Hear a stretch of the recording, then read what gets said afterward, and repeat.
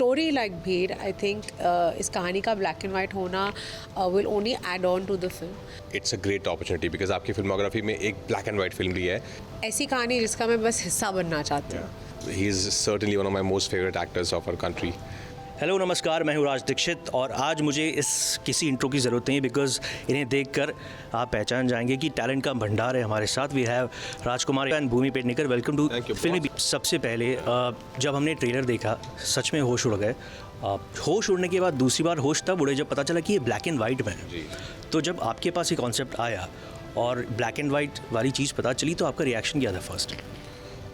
मुझे सर ने बताया कि ब्लैक एंड वाइट है. I was very thrilled because as a cinema lover मुझे खुद ब्लैक एंड वाइट फिल्म्स देखना, शिंडलर्स लिस्ट हो, बहुत सारी फिल्म्स हैं जो रोमा है, मुझे बहुत अच्छी लगती है ब्लैक एंड वाइट में देखना. तो जब सर टोल्ड मी कि ब्लैक एंड वाइट में करेंगे so I thought it's a great opportunity because आपकी फिल्मोग्राफी में एक ब्लैक एंड वाइट फिल्म भी है which has such a beautiful and such an important story attached. Specially 40 साल बाद इंडियन सिनेमा में black and white film release हो रही है. जी बिल्कुल, जैसा कि राज ने कहा, I feel like as an artist आप हमेशा वंडर करते कि अगर मैं एक ब्लैक एंड वाइट फिल्म का हिस्सा होती तो कैसा होता. और एक कहानी के लिए फॉर स्टोरी लाइक भीड़, आई थिंक इस कहानी का ब्लैक एंड वाइट होना will only add on to the film. Anubhav sir कहते हैं, एंड इनफैक्ट मैंने आशुतोष सर ने कुछ दिन पहले ये बात कही थी जो मेरे साथ बहुत रेजोनेट की थी कि जब कोई ट्रेजेडी होती है वो यूजुअली ब्लैक एंड वाइट में ही होती है. So I feel like the spirit of the film will do full justice because of the way it's shot. मैंने शाहिद का एक इंटरव्यू किया था जब उनकी फिल्म रिलीज़ हुई थी. उसमें पंकज सर थे. शाहिद ने बोला जब मेरे फादर मेरे सामने आते तब मैं क्लूलेस हो जाता हूँ. सो ऐसा वाकई में होता है when you are shooting with Pankaj sir? मुझे तो बहुत मज़ा आया. Honestly I had a great time working with Pankaj sir. He is certainly one of my most favourite actors of our country and इतने वर्सेटाइल हैं हम. उनकी एक्चुअली जब हम थिएटर कर रहे थे या फिल्म स्कूल में थे तो उनकी फिल्म्स देख देख के हम लोग सीखते थे. अभी भी सीखते हैं उनका काम देख कर. और उनकी हमेशा ये बात करते थे कि पंकज जी कितने वर्सेटाइल हैं यार. वो चमेली की शादी भी करते हैं, वो मकबूल भी करते हैं. मतलब उनका हर चीज़ में इतनी पकड़ है.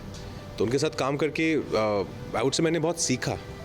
और आपको जब आप कैमरा के सामने होते हो, जब एक्टिंग कर रहे होते हो तो you are the character. Then I don't see him as Pankaj Kapoor. I see him as his character and he sees me as my character. तो उस टाइम तो of course you can't be like कि I am acting with Pankaj Kapoor. No, I am acting with that, I am with that character. लेकिन जब बधाई दो आप shoot कर रहे थे उस वक्त आपको पता था कि ये फिल्म आप करने वाले हैं या उसके बाद? नहीं, ये फिल्म उसके काफ़ी बाद हमने शूट ख़त्म कर ली थी. उसके बाद ये फिल्म हमारे पास आई थी. लेकिन तब तक मैं और आज बहुत अच्छे दोस्त बन गए थे. अनुभव के साथ हम अनुभव सर के साथ How did that even happen? It's okay. This will be edited, don't worry. No, it's okay. It's okay. मैं आपको बताती हूँ ये हुआ क्यों. बिकॉज अनुभव सर, मैं और राज, हम बहुत तीनों मैं अनुभव और भूमि as भूमि says. नहीं बात है. अनुभव सर, राज और मैं, हम तीनों बहुत अच्छे दोस्त हैं. यूजुअली यार दोस्तों की बात करते हो तो ऐसे नहीं बोलते ना. जैसे मैं अगर भूमि मैम बोलूँगा अजीब लगेगा. नहीं, पर मैं अनुभव सर ही कहती हूँ. तो मैं क्या कहती हूँ? But he would be happy if you'll call him अनुभव. No, but he is अनुभव. But you were talking about the experience कि तुम्हारा जो अनुभव रहा इस फिल्म के लिए. नहीं, बट फिर भी Anyways, what I was saying was कि मुझे हमेशा अनुभव सर के साथ काम करना था.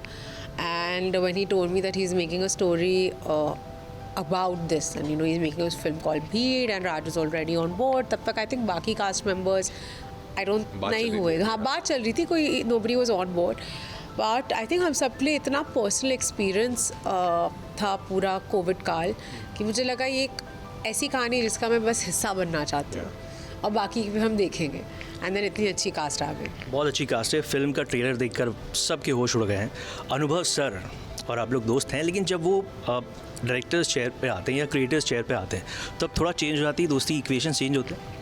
नहीं, वो बहुत स्पेस देते हैं आपको as an actor. Also because he is so clear in his mind ना, तभी उनका शूट जो है वो 30-32 डेज मैक्स में ख़त्म हो जाती है एक फिल्म. बिकॉज वो इतनी प्रेप के साथ आते हैं, राइटिंग पे इतना ध्यान देते हैं. Every line has a meaning to it. वो सिर्फ लिखने के लिए नहीं लिखी गई है. तो सबको बहुत क्लैरिटी होती है कि एग्जैक्टली करना क्या है. तो आई थिंक बिल्कुल स्ट्रेस नहीं होता है उनके सेट पे. बहुत मज़ा आता है. वो एक बहुत ही अच्छा एनवायरनमेंट बना के रखते हैं सेट पे, जहाँ पे हंसी मजाक भी होता है. सब अलग अलग बाहर से खाना भी आ रहा होता है, गाने भी गा रहे होते हैं, पतंग भी उड़ाई जा रही होती है.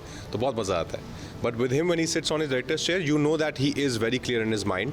So you can't really go wrong because he would just tell you and he would just guide you कि नहीं ये ना मुझे यहाँ इतना चाहिए और ये चाहिए.